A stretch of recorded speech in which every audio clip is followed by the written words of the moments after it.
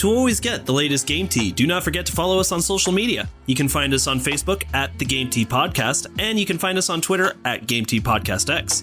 We post memes, gaming news, retweet friends of the pod, and of course let you know when new episodes are available for your listening pleasure. Links are all available in the description of this episode, so check them out after the show, and thank you so much for listening to the Game Tea Podcast.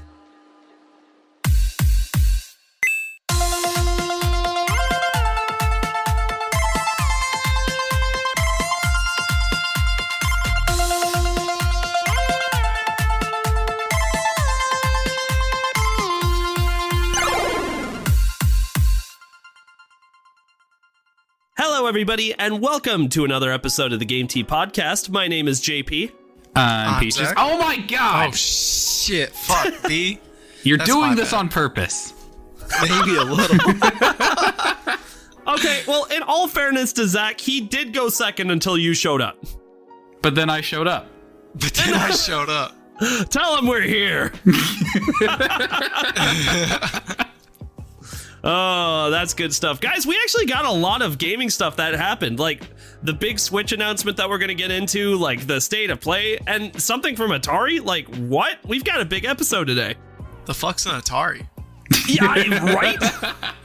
Exactly the point. So no shenanigans. Let's just get right to itinerary. Peaches, would you like to take it today? I'll run the itinerary. Today on the podcast, we are talking about Atari does in fact still exist. We are talking about the Sony State of Play, and we are talking about no Switch Pro, but we got a Switch OLED. Yeah. Woohoo! All right, anyway, let's go and start with Atari. Let's go ahead and start with Atari. What's an Atari, Peaches? You know, Atari is a older company that, you know, they used to make a console, if I remember correctly, and they also used to make a lot of games. And according to this article, they still do make games.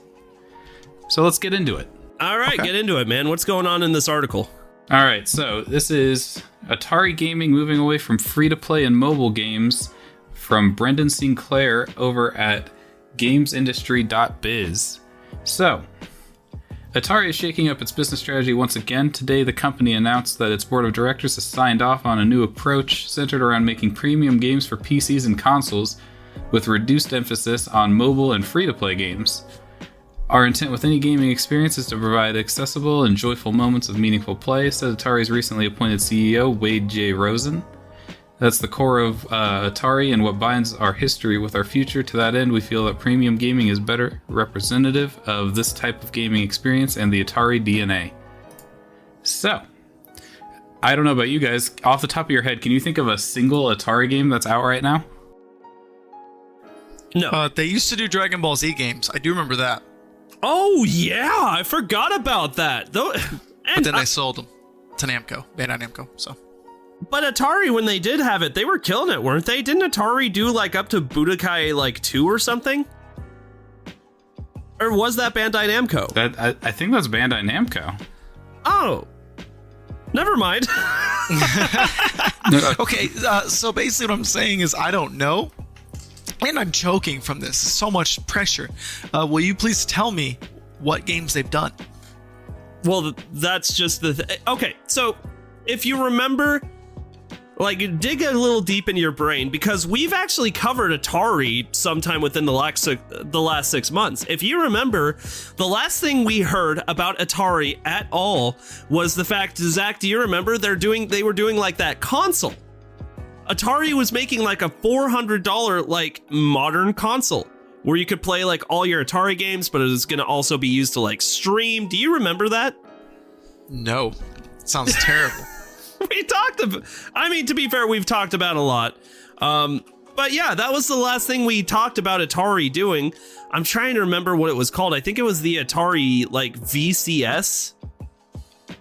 Does that ring a bell? No? Not for me, but the if you VHS guys player? I remember that. if you guys want to talk about some of their games that they actually do have, so here are some of their free-to-play games that they currently have going.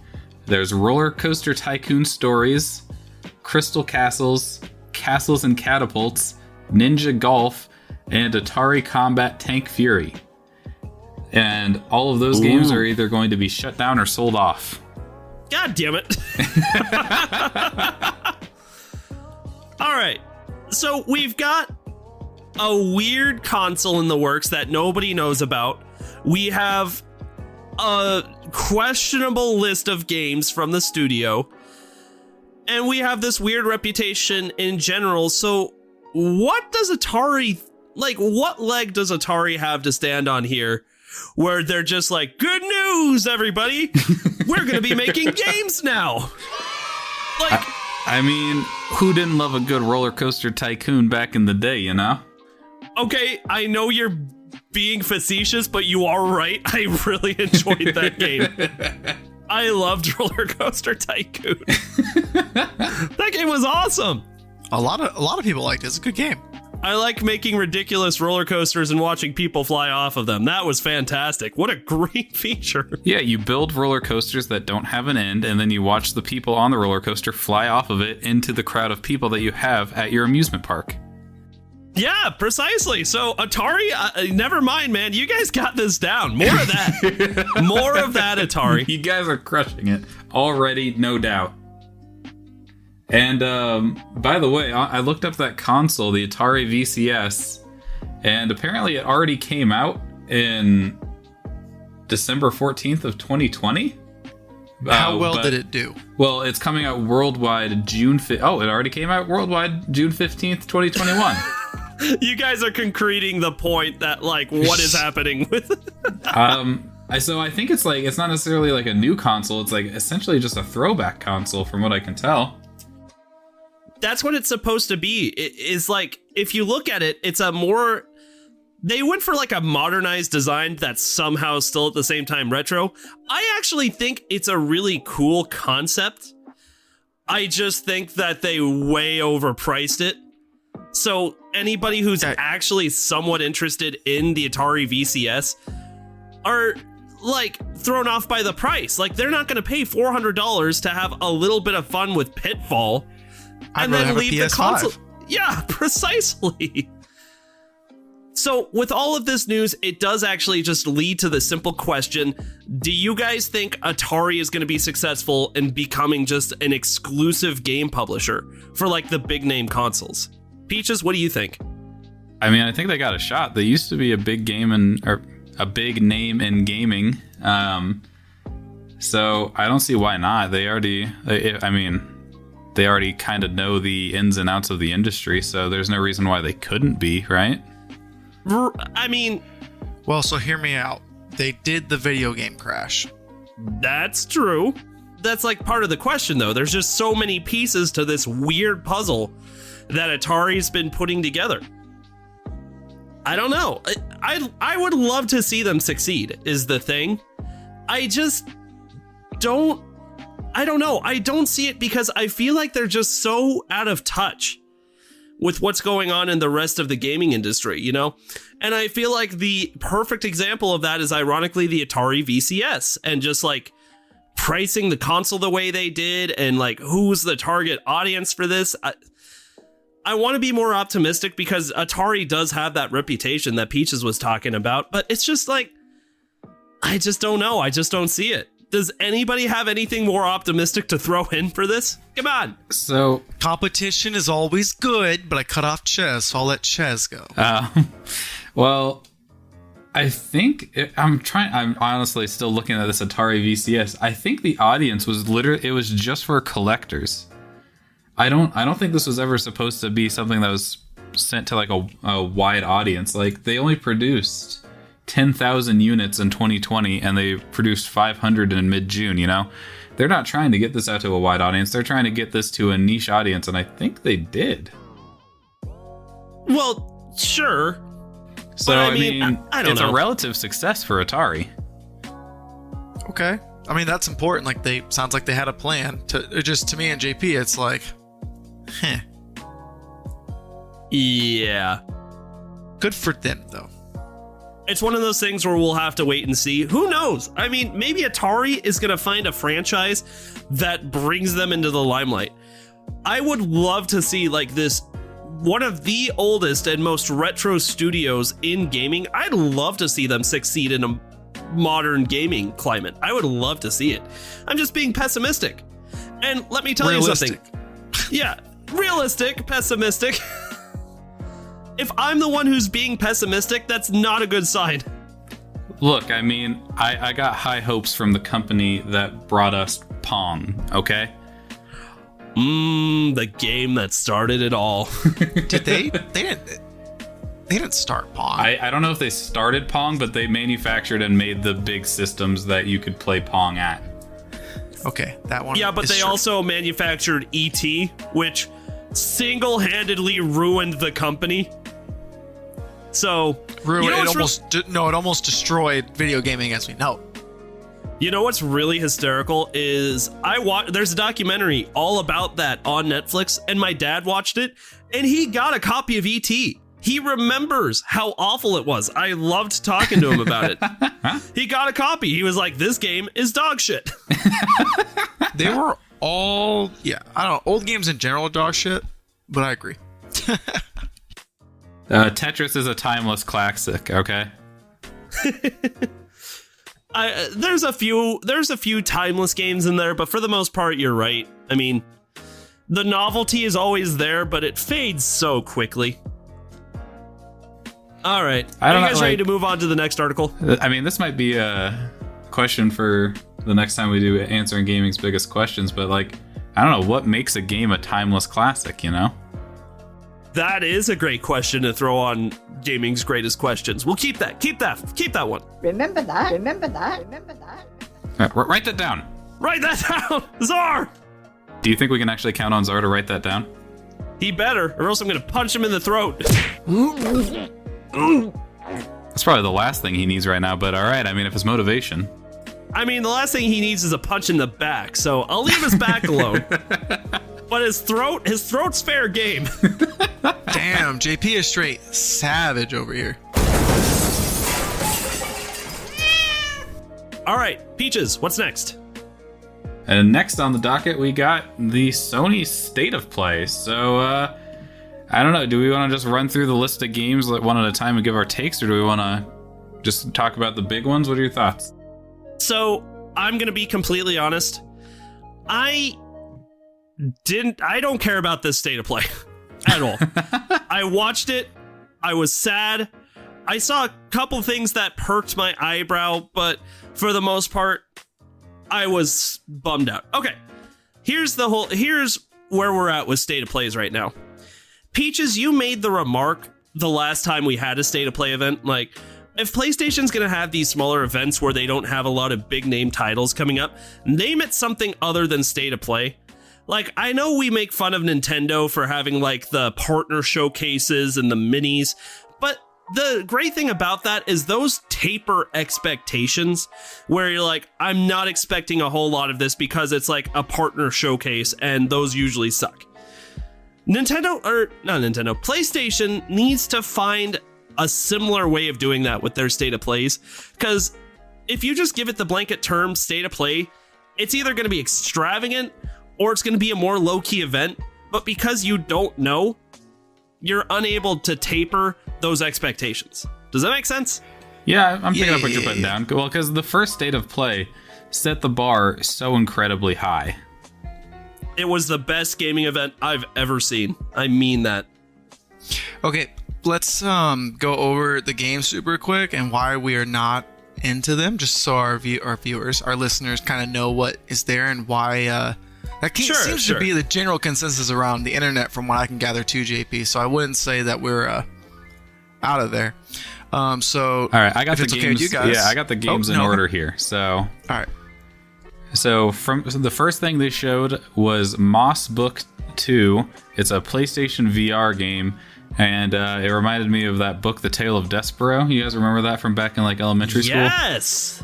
Wow, that brought back some memories. I haven't heard that in a long time. Hell yeah, that's awesome. So, I don't know, it's a PlayStation VR game, so my expectations for it are extremely low. I love the description that this guy gave for the game. Ratatouille's cousin Stuart Little is back in a new PSVR game. Cute! That's it. Not wrong. I did think that game looked good. It's VR, so it's usually not a very long and intricate game. I mean, it's not that anything here even looked bad necessarily. It's just that there weren't a lot of big announcements to like keep my attention going for too long. But you're right, it looks good. Looks like a cute little adventure game that I might give a try to.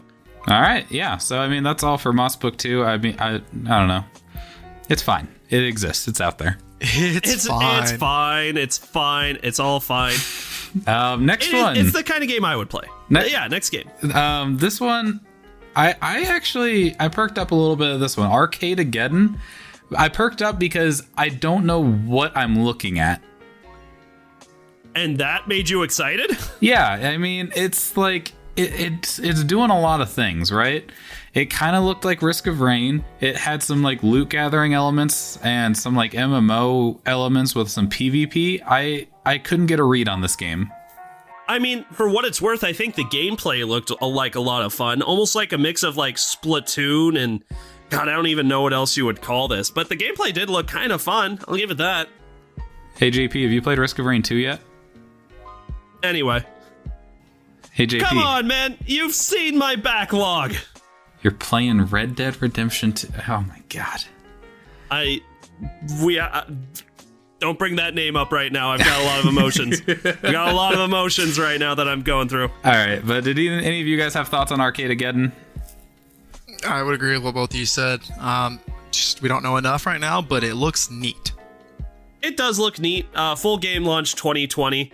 Early access out as of the day this aired, which was just a few days ago from recording. So, yeah, give it a go. It's colorful, which caught my attention, but I have no idea what the hell's happening with the story, which is why I lost a little bit of interest. There's probably not a story. Yeah, I doubt there's a story in there.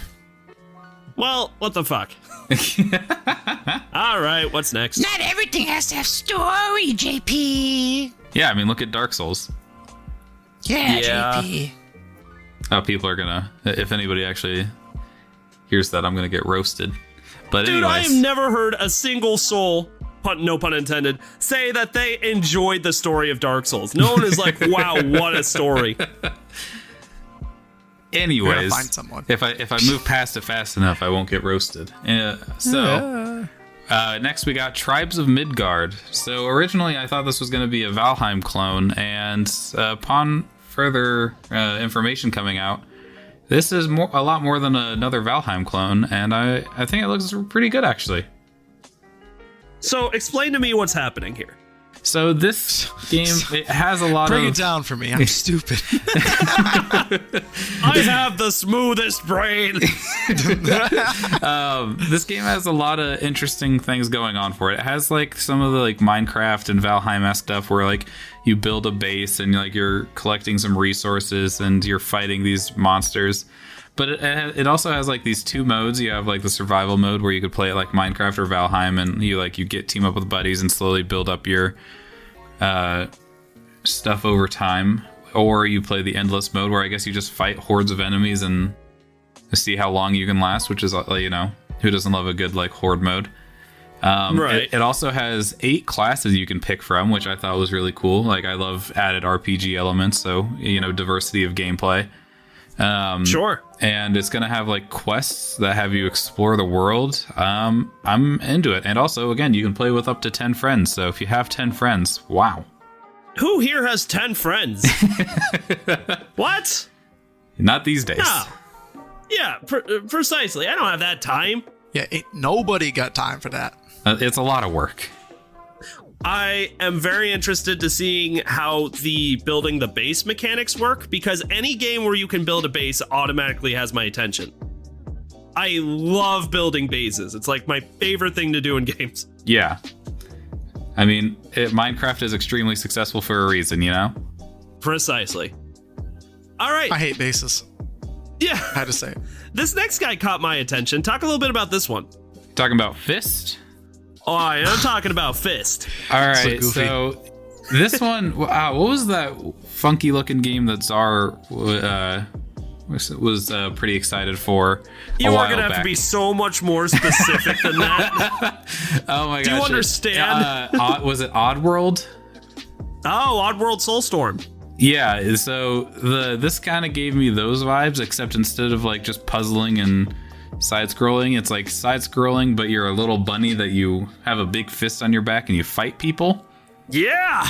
That's honestly that's all of my notes. It's a side-scrolling action game, and the little bunny has a fist on his back. I have no words beyond that.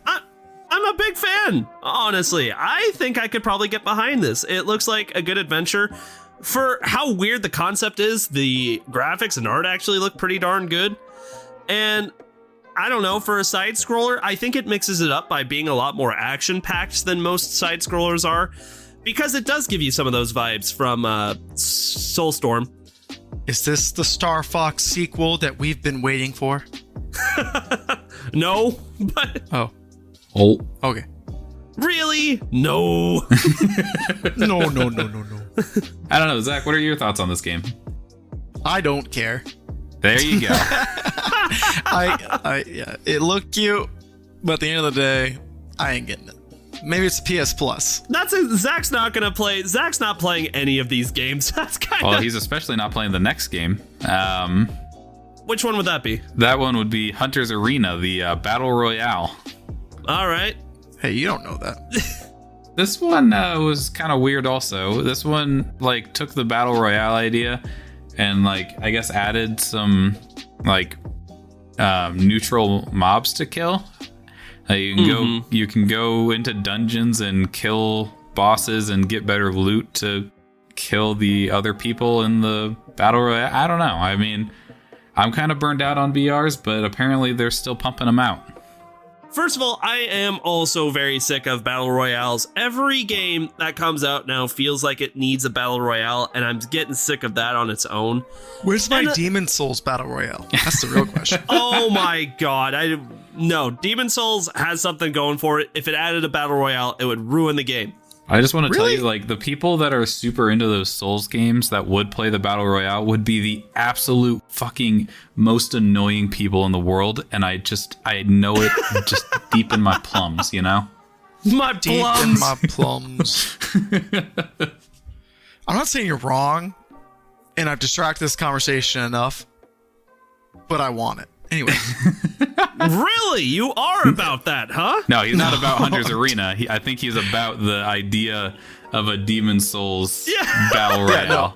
Hunter's Arena looks like, I don't want to say stupid to like shit on it, but like it just looks like the most generic thing ever. They call it Hunter's thank Arena you. for fuck's sake. Like, this is Yes. where hunters fight. In the arena, it's like, yes, thank you. Cool.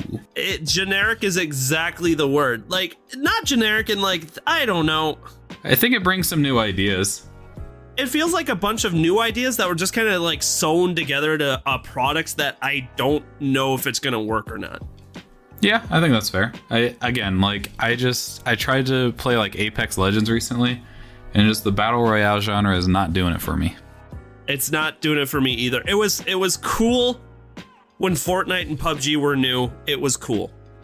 You know, but ever since then, it's unless you do something really different like Fall Guys, it's just not fun anymore.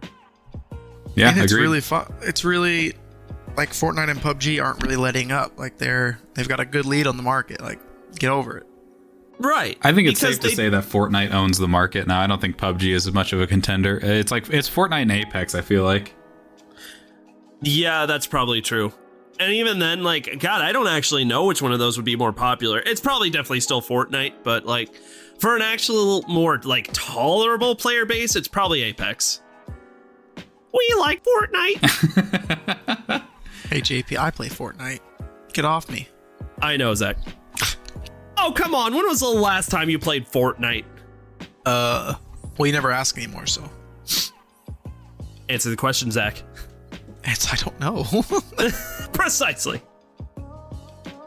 All right, what's next? Sifu Fight Club. So, Sifu, Like seafood, right? Yeah, Yeah, like something like that. So, Sifu actually does look kind of interesting, and it's not actually the first time we've seen this game either. It had a little bit of kind of, what's the word I'm looking for? It had a little bit of a cameo in the last State of Play, I believe, and I even said the same thing, like, okay, this looks like it's somewhat interesting. What do you guys think? We got a few more details on it this time around, and it looks like it's going to be a roguelite. And I can't really get a read on the combat. It kind of looks like Batman Arkham games combat in a way. Uh-huh. But beyond that, like it's hard to tell. Like, you know, every time you die, you add a year to your life, I guess. Dude, I don't know. I think this looks super interesting. I really like the art style. The combat in the game, the gameplay actually looks like it's super satisfying.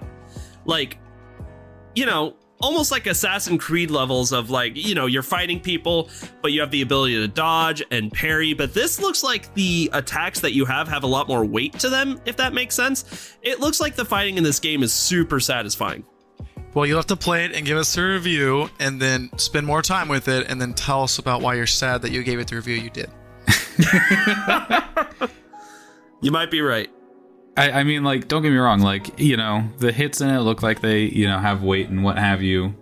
But I don't know. I just get a weird vibe from the game. Like, it looks like it looks like a game I would get bored with just from the snippets that we have seen. It could be. I mean, that's just the thing about Sifu is so far they still haven't given us a lot of information, except for the fact that it is no longer going to be released this year and instead can be released in 2022. Yeah, that's pretty much it. But that's fine. That's fine indeed. I guess COVID's kind of annoying. All right, we got a few more things to get through, so what's next? We got Jet the Far Shore. I'm going to be honest with you guys. I have no idea what this game is, but it looks boring as hell. I 100% agree with you. And what's funny is the first time we saw Jet was again in that amazing state of play that PlayStation had a year ago where they first showed us what the PlayStation 5 was going to look like. And I felt like this was actually one of the only low points of the show was when they introduced this game because it looks strange, but not in a cool, let's see what this is like kind of way, just in a boring kind of way almost. Yeah, I mean, this might be like one of those games like, you know, like Abzu, where you just like, you play it just to vibe out, but I don't play those games. Out. Abzu was the perfect just vibe out game. I loved Abzu. How does one just vibe out? You play Abzu. Crack a beer, turn on Abzu, vibe out. All right. We got our thing off. All right, so then there's a Jet game about jets, the Far Shore. Anything you guys want to add to that? No, I had nothing else other than it looks boring. All right, then there's the Demon Slayer Kimetsu no Yaiba. Zach, you know we were just talking about Jet the Far Shore, right? No, I thought we were talking about Sifu. No, we were talking We moved about- on to Jet the Far Shore. Oh, no, I didn't know that. Okay. Demon Slayer. Love the idea, hate the execution. The combat looked super slow and super boring. I liked the verticality of it, but that's about it. I'll give you that. I don't like anime or video game adaptations of anime games are either very, very good or very, very bad from what I have noticed. Especially fighting style games like Dragon Ball Z. It can just go in either way. And my problem with Demon Slayer is I haven't even watched the anime. I've heard it's very, very good. But what I do know for sure is that the combat in this game just looks slow, looks a little boring. Not a huge fan. Yeah, I mean, I'm with you. And also, it looks like there was only one room that or at least they only showed one room where there were combat arenas. Mm-hmm. I don't know. Yeah, I don't know. And even like the enemy AI, it's really weird how I noticed that the enemy AI seemed really stupid and ineffective. But I did notice that. I don't know. It looked like I they were think going this for is like gonna a be boring. weaker version of Dark Souls, you know? Yeah, that's fair. Like just they wanted every boss to feel like a weaker Dark Souls boss is kind of the vibe I got. I'll say that the attacks look cool.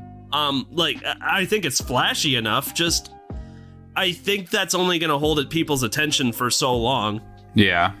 Yeah. before they realize that the gameplay itself is a little shallow. I don't know. Flashy attacks and carry a game. Just ask Kingdom Hearts 3. I mean, Got him. eh.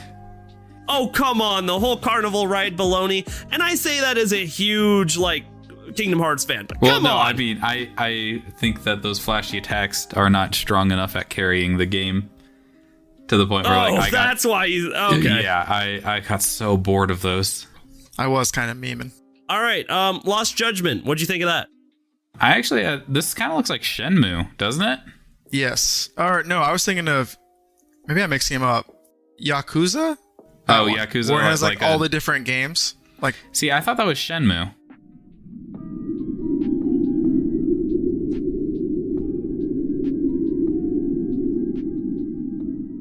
It's got a lot of components from different games I've seen, actually. Like, it does have components of, like, that's what I was thinking of when I saw this was Yakuza. But then it almost has, like, almost a little bit of world building that I saw from, like, kind of compared to, like, Persona, even. I'm like, okay, so this is interesting. Yeah, it was like Persona and like the like weird side activities. Like there looks like there was like extra fighting, racing. It looks like there was like a climbing mini game, and there was also like a noir thing going on with it, like at the very beginning. But then they didn't show anything on it after that.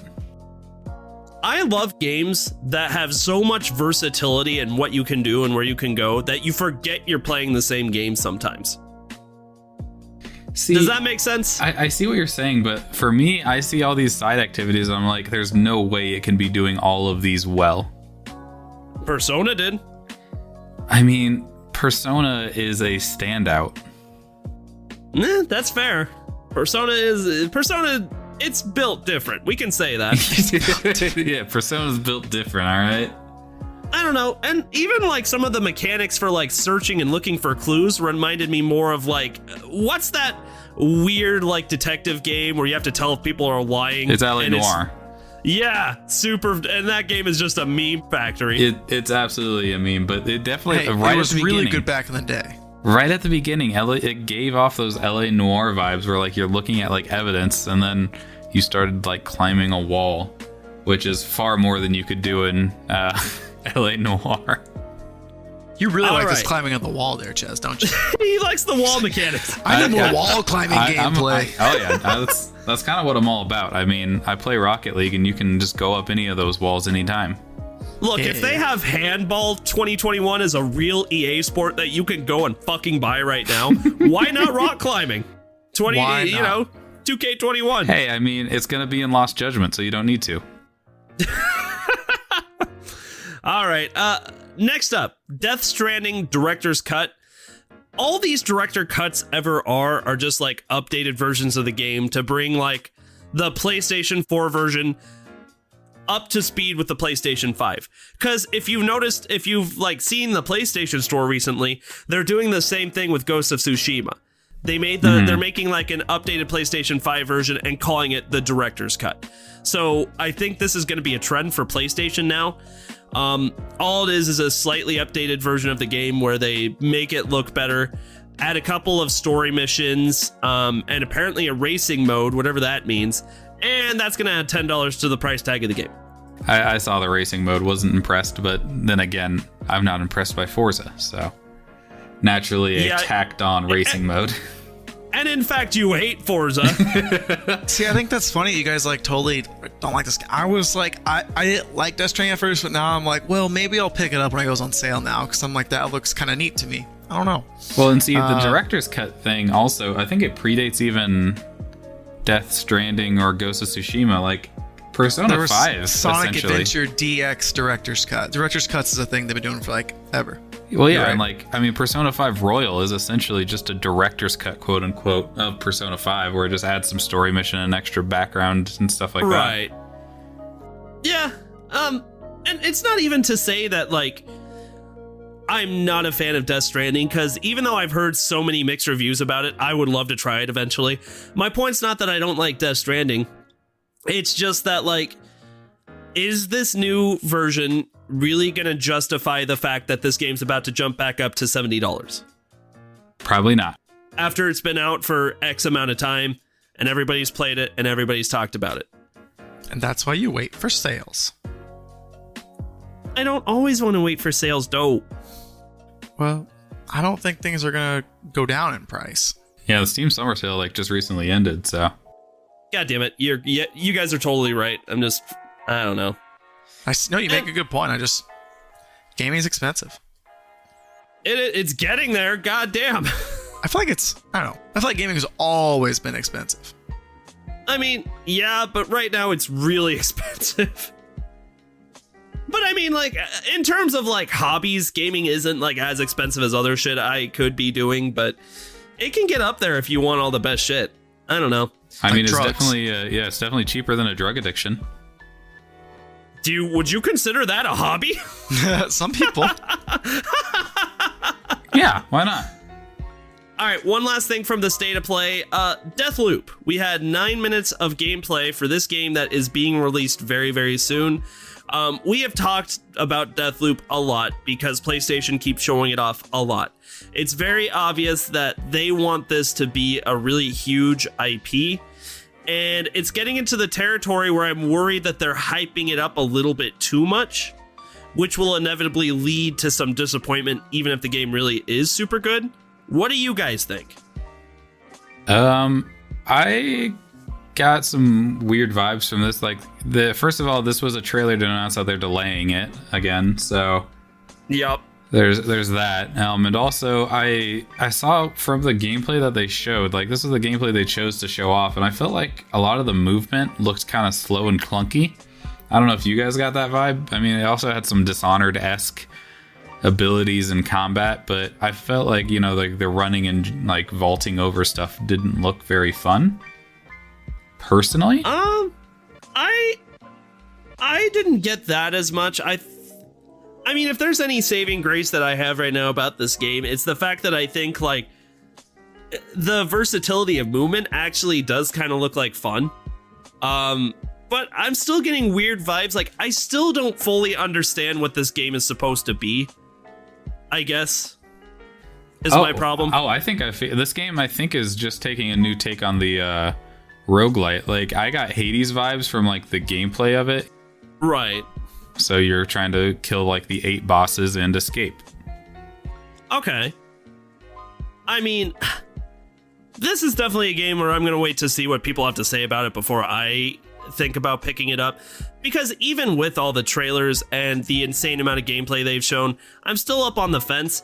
I will say that the abilities you have look like a lot of fun, you know? Like there's like telekinetic abilities and like these like space hopping abilities, and I don't know, even the combat looks satisfying. Just like I'm still having trouble getting a pulse on the game, I guess. Yeah. And maybe that's just me. I know the game's not like for me, but I absolutely love the art style, and it seems like it knows what it is. It's just not something that like for me. I like I don't know. I just think it's cool, but how many times can you replay the same day over and over again? Then again, that's what every roguelite is. So maybe it's just a genre that I'm not totally into. But I think it's got style in spades. But I also see some of the things you guys are saying about like they're giving this thing a really high bar, and I don't know if it's because they don't have a lot else to go off besides director's cuts, like Death Stranding and Ghost of Tsushima.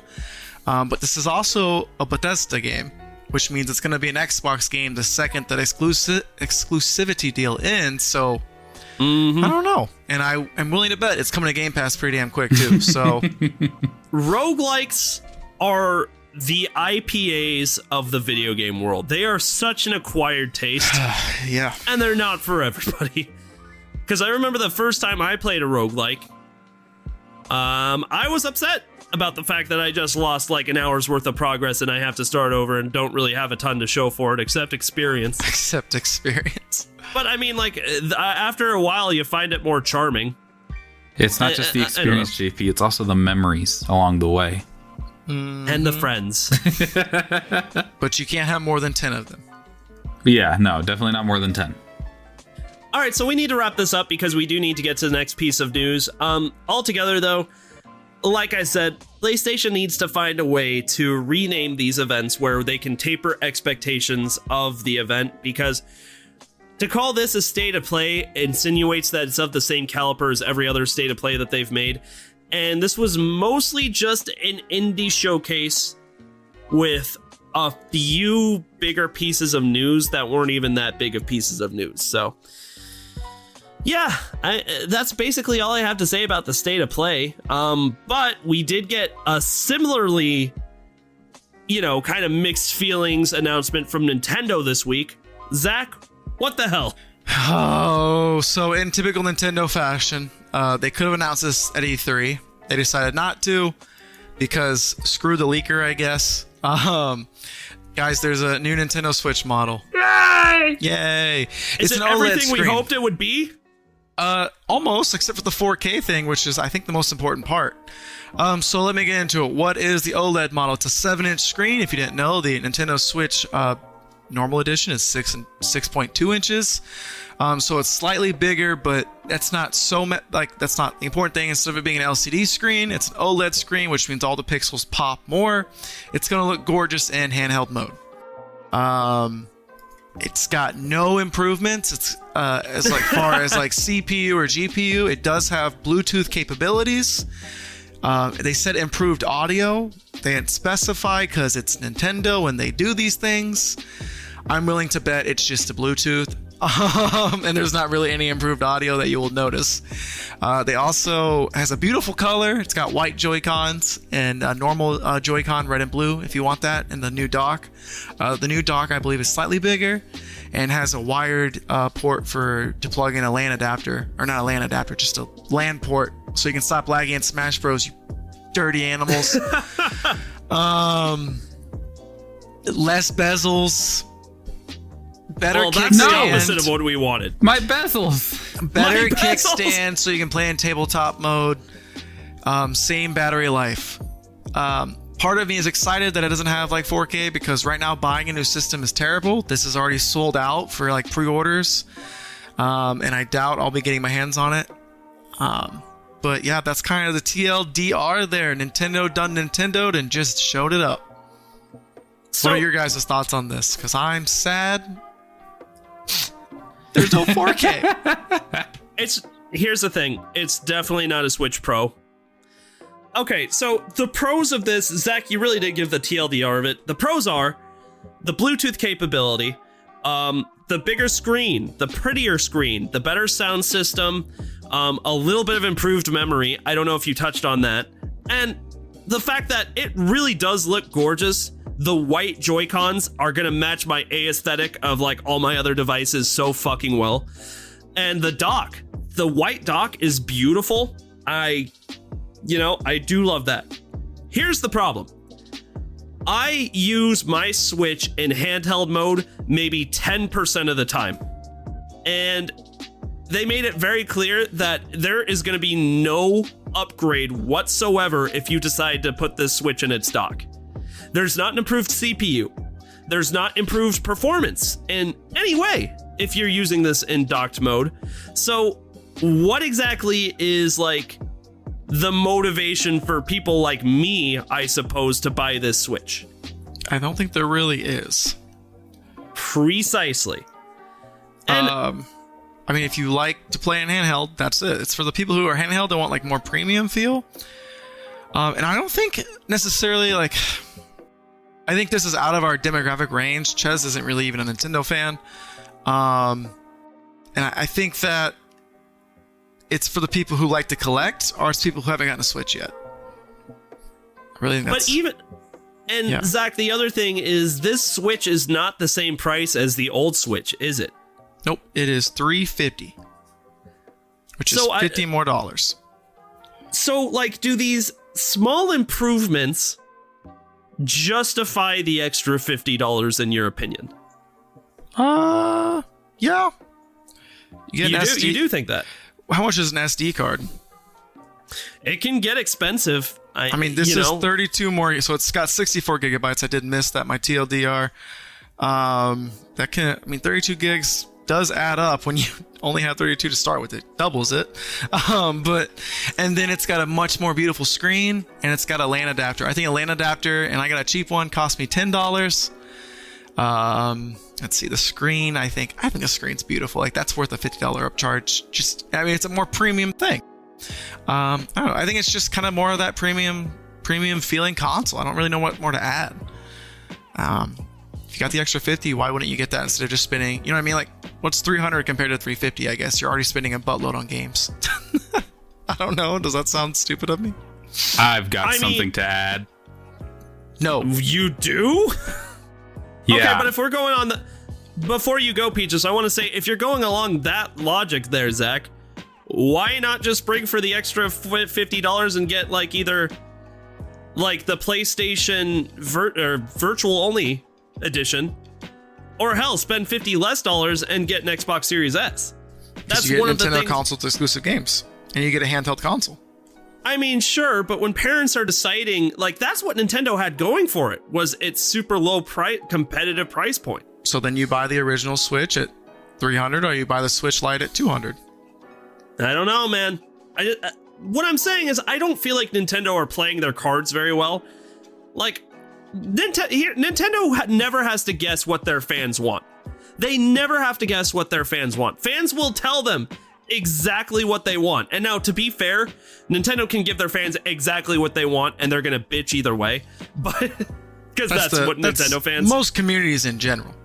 You're right. You're 100% right. But I don't know, man. I'm super disappointed that this is the direction that Nintendo wanted to go. I think these are all welcome upgrades, but I think I think what they did was the bare minimum. I feel like there's so much more they could have done, you know, and even if they were to add on another $50, they would be able to justify calling this a Switch Pro and putting in the features that Switch fans have been begging for the last 5 years.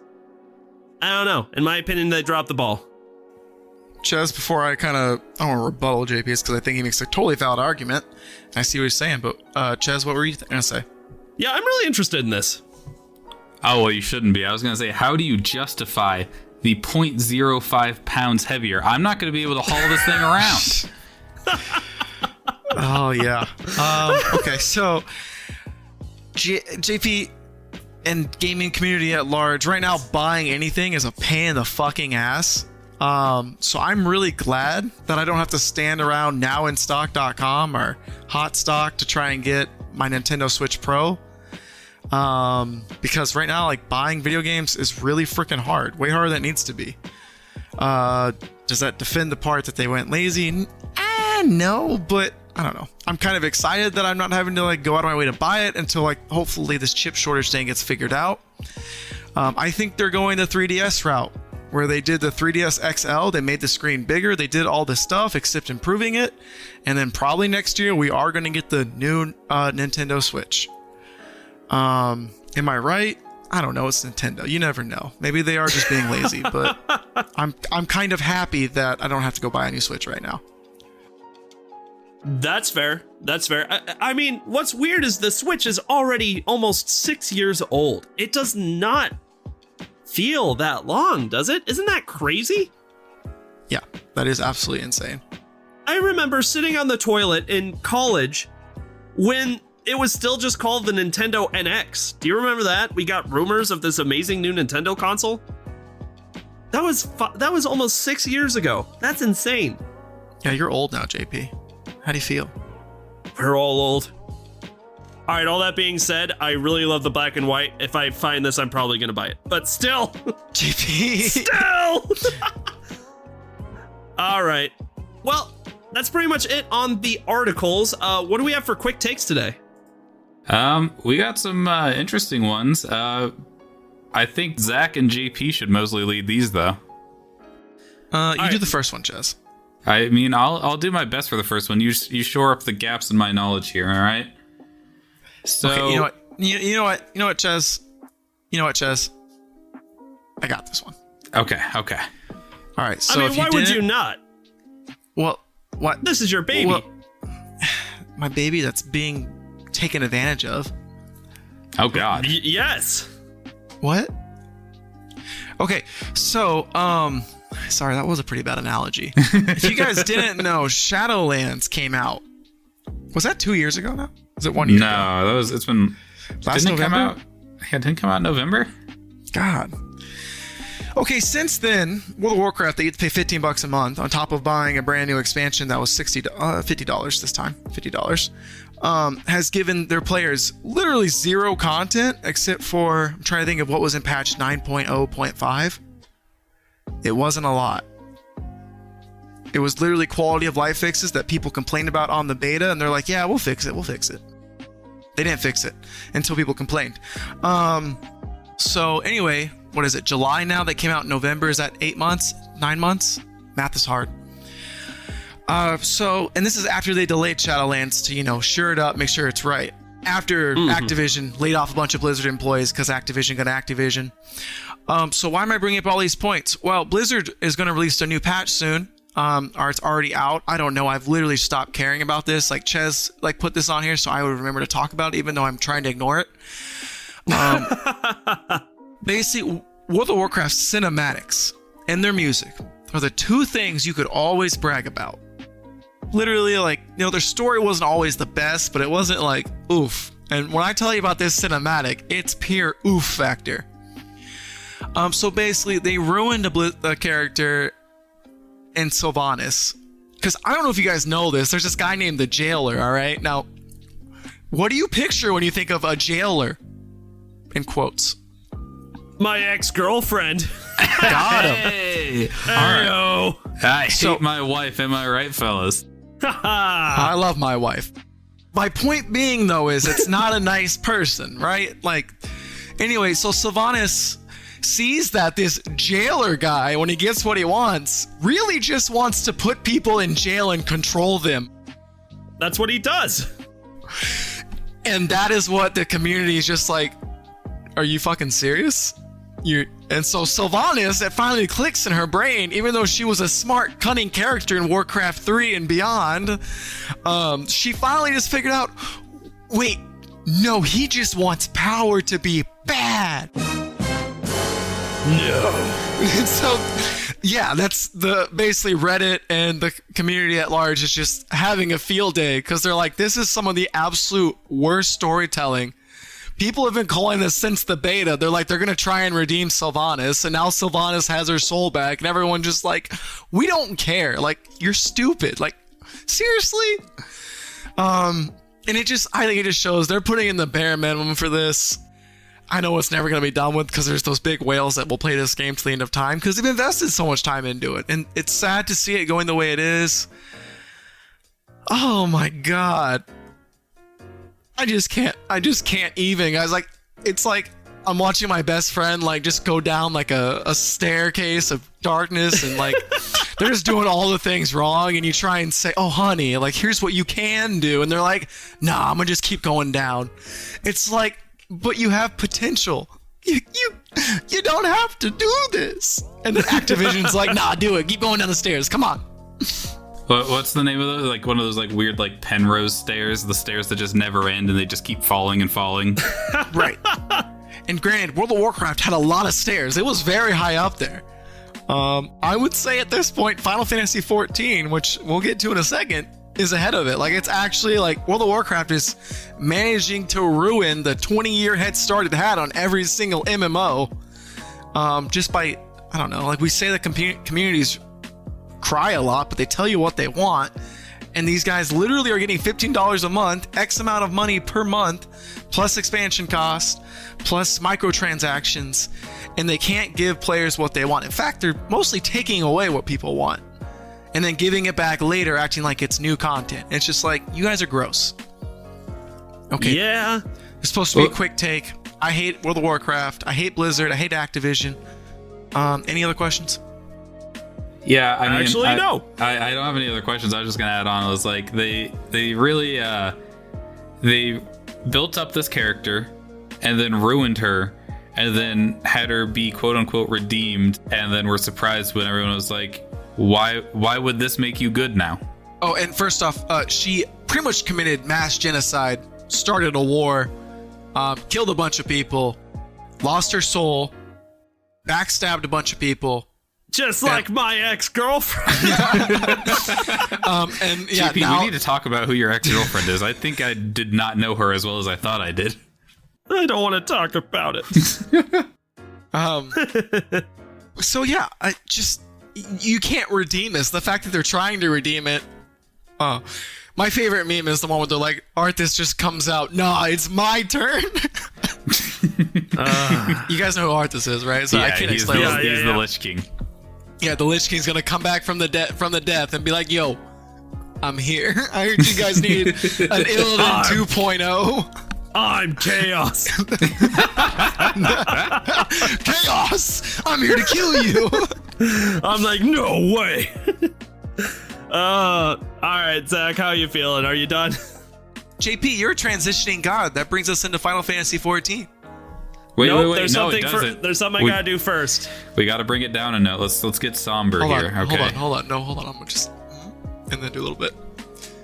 No, see, JP, there's something wrong. We gotta do something first. Oh, for God's sakes! You can't just move around things in the script. But it transitioned so well, JP. All right. It do be a better transition. I know you're right, but he added that in after I added my thing. Whatever, it's fine. Just talk about Final Fantasy. Final Fantasy 14 sold out. What do you mean it's Virtual sold copy. out? The virtual copy sold out How? too. How did that happen? So this comes to us from Kotaku, and basically you have to get on a wait list now because of they're basically saying it's the limitations are presumably because Square Enix has yet to reach out, or has something to do with player capacity, as a sudden influx of players wouldn't exactly be great on servers. So, like I said, I think people are migrating from World of Warcraft, plus Final Fantasy 14 has just had a lot of positivity around it lately, because, I don't know, I guess they listen to people and get better. And I guess that makes games better. So, yeah, if you want to play Final Fantasy 14, you might have to wait on it. Even the digital copy, which I think is unprecedented. I don't know if I'm scared or impressed. That's insane. That's insane that that's happened. I literally thought that was, like, impossible. Chaos! Chaos indeed. Holy shit. Speaking of chaos, JP, you caused some chaos last week. Tell me more. Yeah, let's bring it down a notch. There were some hot tempers in here. There's some hard. Okay, listen, boys. As a rule, I have gotten a lot of hate over a lot of things that I have said on this podcast, from on Twitter, through text messages, from calls, from Peaches. Some people from Peaches. Some people who I literally don't even know how they got my number. But I've stuck by every opinion I've ever had, because it's my opinion and this is my podcast. But recently I said something that I want to apologize for, not because people are making me do it, but because I genuinely feel like I gave it the wrong opinion. On the last episode of Rate That Rating, I gave Red Dead Redemption 2 an 8.2 out of 10. And I said a lot of things about it. That I thought the world was empty, that it was a little overrated. And here's the thing. In all fairness, if you are 10 hours into a video game, if you've put 10 hours into a video game, you should by that point have a pretty good idea of what the game is like and where it's going to go and how it's going to end up. The reason why I can't do that with Red Dead Redemption 2, because being 10 hours into that stupid game is the equivalent of being like 10% done with what it has to offer. Whereas other games, that'd be like 50%, probably even more. Not with Red Dead Redemption 2. And I am so utterly in love with this game right now that even thinking back on it, I think... Is it because of the horse testicles? Yes. Yes, Nice. You caught me, Zach. I've seen the light. Good. You son of a bitch. No, it's not just the horse testicles. It's not just the horse testicles. It's the fact that, like, now that I'm 50 hours in on the playthrough of Red Dead Redemption 2 and getting pretty darn close to the end of the game, I really feel like I did this game dirty by giving it the review that I did, because when this game picks up, holy shit does it pick up. It's so good. The story's incredible. The landscape is a lot more full than I first thought it was after just being around Valentine. Like, everything about this game gets so much unbelievably better. And I was just wrong in the fact that, you know, I thought 10 hours was ample enough time to, like, understand what the game was. Because in most other instances, like I said, that would be correct. I would be able to make assumptions on that game. Justifying it and just say I was wrong, and that's okay. Oh, I said I was wrong. Okay, it's okay. So I'm taking back my score. The You're game great. is not an 8.2. It is a 9.5 out of 10. 9.2. Final offer. Zach, have you played this game? 7.5. Whoa. No, I'm dead serious. I am dead serious. Play this game. I have played it. It's outstanding. I give it a 7.5. Yeah, but you said the same thing about a lot of other games that aren't The Witcher. So, with all due respect, Peaches, I take your opinions with a grain of salt. It gets the same score as Spider-Man. What's wrong with that? Whoa. Do you know how much credibility you just lost? Probably none, because Witcher's a 9.5 out of 10. But that's you know what, though? That's your opinion, and you are entitled to your opinion. All right? And it's wrong. And now I'm giving my opinion. That this game is incredible. I don't know if it should beat God of War for Game of the Year from 3 years ago, because I'm still stuck on that. But I understand now why people would be able to make an argument for it. It's good. I love this game. It's one of my favorites of all time. I can't wait to finish it. There's my apology. I was wrong. Zach was right. You never... What'd you say that was right? I don't know. Can I just have this, though? I need Yeah, this. no, give it to him. No, why? Why? Give him this one. You know what? Or this is you guys have said before. This is democracy. 2 out of 3 want to give Zach this one. So I'm right. That doesn't make any goddamn sense. Doesn't have GP, to. give him this. It's 2 out of 3. You got to give it to him. You got to. It's not even that I don't want to. It's that I don't understand why. Fine, Zach. You were right. I guess. Thank you. All right. Thank you. And I think with that, we could move on to game releases. GP, since you were in the wrong here, do you want to do game releases? Please. I have the smoothest brain known to man. Your insults, your pettiness roll right off of this perfectly waxed smooth brain of mine. Okay, I'm sorry. Yeah, let's get into the game releases. All right. July 15th, we have Lost at Sea coming to the PlayStation 5, Xbox Series X/S, and PC. On July 16th, we have F1 2021 coming to PS5, PS4, Xbox Series X/S, Xbox One, and PC. We have Observer System Redo coming to PS4 and Xbox One. We have Space Jam: A New Legacy coming to Xbox Series X/S and the Xbox One. And of course, Legend of Zelda Skyward Sword HD Remake coming to the Nintendo Switch. On July 20th, we have Akiba's Trip Hellbound and Debriefed coming to PS4, Switch, and PC. Chris Tales coming to PS5, PS4, Xbox Series X/S, Xbox One, Switch, and PC. Death's Door coming to Xbox Series X/S, Xbox One, and PC. And finally, Monster Harvest coming to PS4, Xbox One, Nintendo Switch, and the PC. All right. Hype up one upcoming game. Now, I think the choice here is obvious, but I love how Peaches said I was going to say Space Jam, but it looks like the worst. So what do you mean by that? Space Jam. I wanted to put Space Jam as our hype up game because it's Space Jam. You know, come on and slam, and welcome to the jam. Space Jam's outstanding, we all know. But I looked at the that original game. Space Jam. Yes, I looked correct. at that game, and it looks awful. So that bad? The first terrible. ever unhype up game. Please don't buy this. Leave that game exactly where it's at. It looks like the worst thing I've ever seen. Like E.T. bad? It literally takes the enjoyment away from other games that you have played. It will smooth out the brain, as JP has been liking to say. Smooth brain. What is that from? It's just a new meme. fun. Yeah, it's just a new fun thing to say. You can't insult me, sir. I have the smoothest brain. Yeah, because they say like the wrinkles on your brain are like, you know, what makes you smart. So if you have more wrinkles, you're more smart. No, I understand it. I just was wondering where it came from. No, it's just a fun recent meme. It's for the meme. It was just a goof.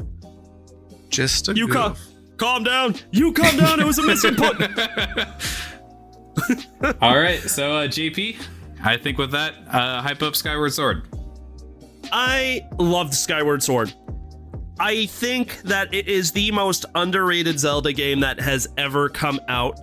And despite the fact that Nintendo has really been bumming me out with Zelda lately, this is something that I think they did right. I'm excited for this game. I think you should be excited for this game. It's going to be a lot of fun. I'm going to probably pre-order it if somebody's willing to offer something cool. Otherwise, the good news about it being so underwhelming for a lot of people is I could probably walk right into GameStop and just pick it up off a shelf. You know? But if you like Zelda, you are doing yourself a big... What's the word? Like Disservice. Disservice. Thank you. Smooth brain. You are doing yourself such a disservice by not playing this game. And even if you think it's an okay game, it's going to get you ready for Breath of the Wild 2. I think it's worth the buy. And they fixed up a lot of things people complained about. Precisely. They what did they do? JP, help me out here. They did stuff. I mean... They got rid of fee, or they didn't get rid of fee, but you had the option to turn off fee, which I know she was like Navi on steroids, apparently. There's a lot of little things that people considered nuisances about this game, but the motion controls definitely was the biggest one. I think the way that they fixed up the motion controls to make it a lot more on the optional side is gonna impact a lot of people. I'm gonna give the motion controls a try, because I think all it takes is a little while to get used to them, and then they become fun, and honestly a pretty important mechanic for most of the game. But you also, don't have to. You can use the normal controls if you'd like. Exactly. So if you have a Switch Lite, you're not missing out. Exactly, and choice is ultimately what matters. Don't miss out on this great story. Give it a try. That's all I have to say. And I think it's just about time to wrap this episode up, boys. We covered a lot today. Whew. Good job, Zach. guys. High fives all around. Boom. Oh. Smooth All right. brain. He's hurt. That was my brain hitting my skull. It's too smooth and slippery. Oh, God. What have we done? All right. I am done. I'm tired. I'm ready to go home. We don't know exactly what we're doing Saturday yet, but we know it's going to be a good time. So make sure you stick around. We're going to have a good time. And in the meantime, thank you so much for listening to another episode of the Game Tea Podcast. We'll see you in the next episode. I think we got our game tea. You just got your game tea. Bye. Later. If you like what you heard today and you're looking for more ways to get your game tea fix, check us out on Patreon. With bronze, silver, and gold tiers starting at $2 a month, there are several incredible rewards you can receive for supporting the show, such as a follow from us on Twitter, access to a monthly Q&A session, an invitation to our private Discord server, and even bonus episodes of the podcast only accessible to patrons. Your donations will be used to make the show even better. The link to Patreon is in the description with our social media, so go check it out. Once again, thank you so much for listening to the Game Tea Podcast.